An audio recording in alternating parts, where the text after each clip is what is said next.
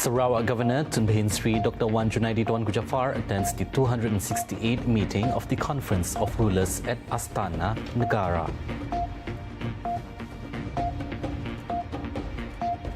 Meanwhile, the Sarawak government greenlights 1.08 billion ringgit to replace and upgrade 2,740 kilometers of pipelines across the region.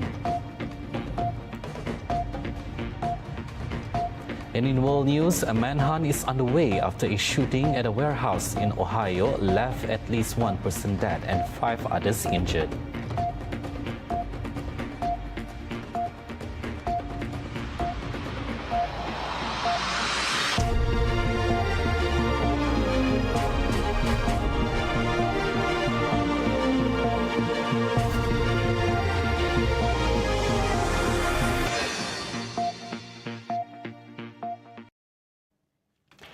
Sarawak Governor Tun Behin Sri Dr. Wan Junaidi Tuan Jafar today attended the 268th meeting of the Conference of Rulers at Istana Negara. The meeting was also attended by Deputy Premier Sarawak, Dato' Amar Awang Tenghali Hassan, who arrived at around 10 a.m.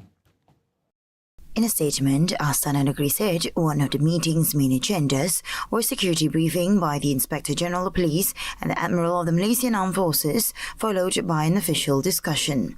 The meeting was presided over by the Sultan of Kedah, Tuanku Al-Aminul Karim Sultan Salehuddin Ibni Al-Mahum Sultan Batlisha.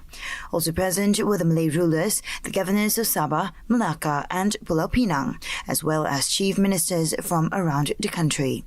In a social media post, Tun Wan Junaidi said he hoped that the monarchy would continue to serve as a pillar of national sovereignty, strengthening stability and harmony among the people. He also said that the decisions reached in the meeting are expected to enhance governance and bring continuous progress and benefits to religion, race and the nation.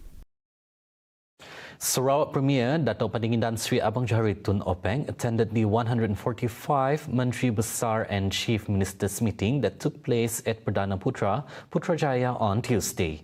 The 2-hour meeting, chaired by Prime Minister Dato' Seri Anwar Ibrahim, discussed a variety of issues related to the interests of the people as well as national development.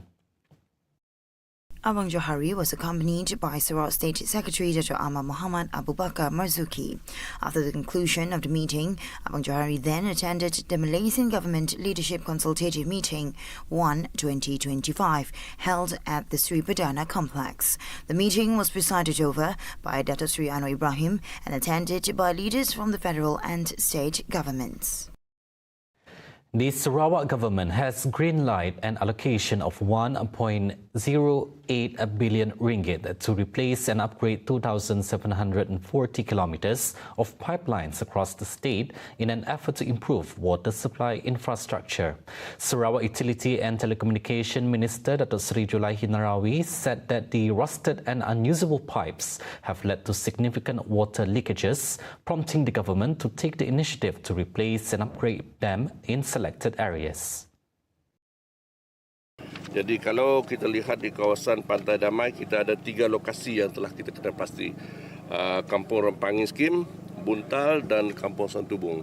Jadi hari itu kita berada di kawasan Rempangi yang melibatkan kawasannya tadi ialah projek yang khusus yang kita lihat tadi ialah 1.6 juta lah. Di mana ianya telah pun bermula pada bulan November lepas untuk jangka masa 6 bulan. Maknanya ianya dijangka siap pada bulan Mei depan.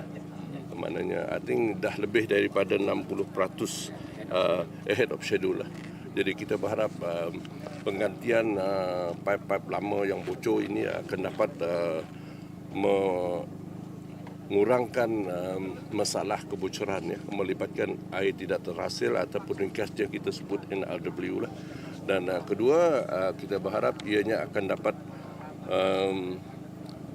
meningkatkan tekanan air. Sebab apabila pipe bocor, ianya boleh mengurangkan tekanan air. Dan oleh sebab tekanan air rendah, ianya boleh memberi kesan kepada aliran air kepada pengguna di kawasan-kawasan yang berkaitan. Jadi kita berharaplah apabila tekanan air ini dapat kita baiki, ianya akan memberi aliran air yang sepatutnya supaya dapat sampai kepada para pengguna yang berkaitan. In addition, July he said that for the entire Kuching division, the Sarawak Rural Water Supply Department is managing 24 projects spanning 59 kilometres with a total cost of 17.6 million ringgit.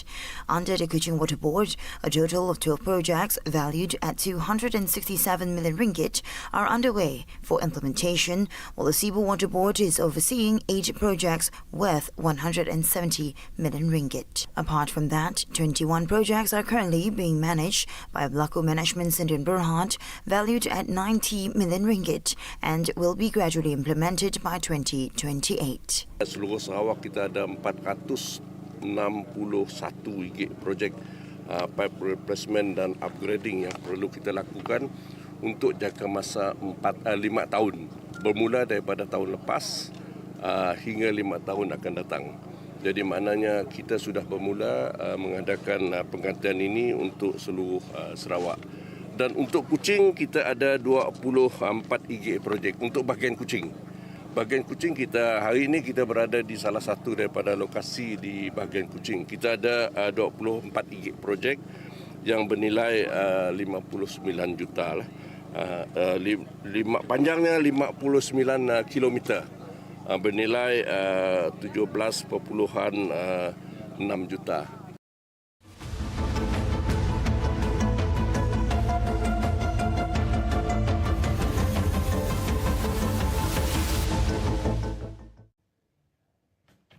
The Association of Bumiputra Women in Business and Profession, better known as Peniagawati, will donate 6,000 ringgit along with a 3-ton truckload of essential supplies to flood victims at the Syrian Temporary Relief Centre PPS tomorrow. Its president, Dato' Emi Suraya Hussein, made the announcement during a briefing with the Sarawak Governor's wife, Toh Puan Dato' Patinggi Fauziah Muhammad Sanusi. In a Facebook post, the Sarawak branch of Peniagawati said the aid includes prayer and hygiene kits, food supplies, bedding items, electrical appliances, stuffs, clothing and kitchenware. It added that the delivery will be coordinated by its bureau in collaboration with the Sarawak Social Welfare Department to ensure smooth distribution on January 7th. Meanwhile, Toh Puan Fauziah expressed deep appreciation for the association's initiative, hoping it serves as an example for other organizations to support flood victims in Sarawak. The unprecedented flood that hit Bintulu a week ago is now receding, with most areas deemed safe. However, Chief of the Malaysian Fire and Rescue Department JPPM Zone 5 Bintulu, Wan Kamarudin Wan Ahmad, stressed that monitoring efforts are ongoing in several locations to ensure complete safety. He added that Kampung Jepa and Kampung Kemunting remain under close surveillance due to potential risks. Cuma ada beberapa lokasi yang masih kita pantau kerana terdapat bahaya akibat rumah yang mungkin runtuh akibat banjir. Yang lain-lain alhamdulillah semua telah surut sepenuhnya lah. He also revealed that a total of 48 locations across the town were affected by the flood that began on January 29th. In addition to evacuating flood victims, the Fire and Rescue Department were also involved in delivering food supplies to remote and cut-off areas. As a Bintulu native himself, Wan Kamarudin described the flood as the worst the town has ever experienced. Seumur hidup saya, ini adalah banjir paling teruk di Bintulu yang pernah kita alami. Bahkan kawasan Jepak yang boleh dikatakan jarang mengalami banjir pun terjejas pada tahun ini. The Malaysian Meteorological Department, Met Malaysia, has issued a warning of continuous rain in several areas in Sarawak until tomorrow. It said in a statement that areas likely to be affected by the continuous heavy rain at severe level are Sarike, Meradong, Sibu and Muka. Meanwhile, a continuous rain warning at an alert level has been issued for several other areas in Sarawak, namely Kuching, Serian Samarahan, Sri Aman, Betong, Pakan, Julau, Kenawit, Selangau and Bintulu. Over in Sabah, Similar weather conditions are expected in the west coast at Ranau and Kota Belud, Sandakan, comprising Telupit, Kinabatangan, and Beluran, as well as Kudat for the rest of the night.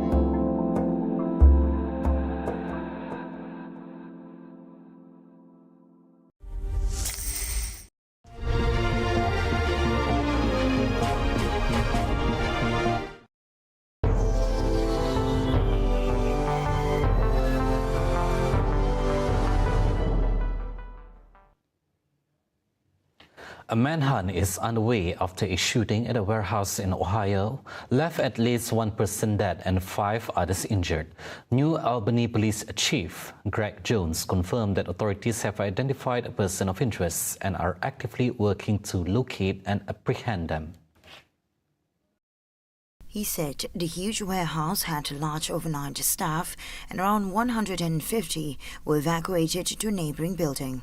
Jones said it appeared to be a targeted type of attack, but he would not reveal whether the suspect was a current or former employee at the facility. The 5 injured people were taken to a local hospital, but Jones did not reveal the conditions. He said officers were still contacting the families of those killed or injured. Shootings are alarmingly commonplace in the United States, where there are more guns than people. According to the Gun Violence Archive database, since January 1st, there have been at least 26 mass shootings, defined as a shooting involving at least 4 victims, dead or wounded, across the country. A man perished and hundreds of people were evacuated from forest fires that have torn through about 3,000 hectares near the tourist hotspot of El Bolson in Argentina's Patagonia Mountains. Albertino Werel-Tilnek, the governor of Argentina's Rio Negro province, where the fire is burning, said the disaster has devastated and caused enormous damage to the local community.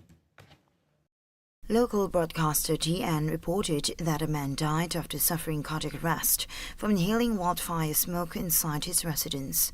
Meanwhile, according to the Rio Negro provincial government, more than 800 people were evacuated. The fire initially broke out last Thursday in the Cajon del Azul hiking area in Embril, some 20 kilometers north of El Bolson, and then spread rapidly, fanned by wind and high summer temperatures. The state of emergency was declared Friday in Rio Negro, prohibiting open fires and establishing stronger prevention and surveillance measures through April 30th. See the world closer with TVS as we bring you the latest news updates both locally and internationally. For more headlines anytime, anywhere, just head on to our official website at tvsarawak.my or follow us on our social media platforms at TV Sarawak.